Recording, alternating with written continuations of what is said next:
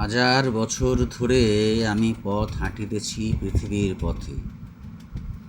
সিংহল সমুদ্র থেকে নিশীথের অন্ধকারে মালয় সাগরে অনেক ঘুরেছি আমি।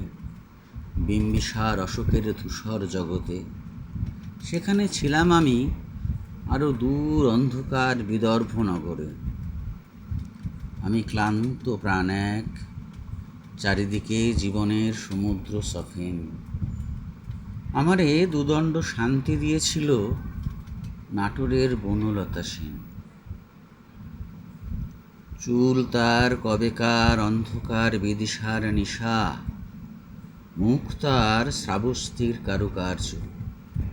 অতি দূর সমুদ্রের পর হাল ভেঙে যে নাবিক হারিয়েছে দিশা, সবুজ ঘাসের দেশ যখন সে চোখে দেখে দারুচিনি দ্বীপের ভিতর, তেমনি দেখেছি তারে অন্ধকারে।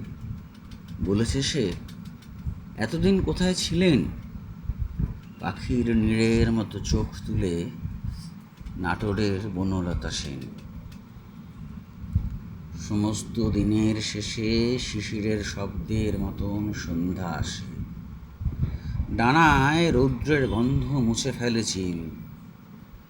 পৃথিবীর সব রং মুছে গেলে পাণ্ডুলিপি করে আয়োজন। তখন গল্পের তরে জোনাকির রঙে ঝিলমিল, সব পাখি ঘরে ফেরে, সব নদী ফুরায় জীবনের সব লেনদেন। থাকে শুধু অন্ধকার, মুখোমুখি বসিবার বনলতা সেন।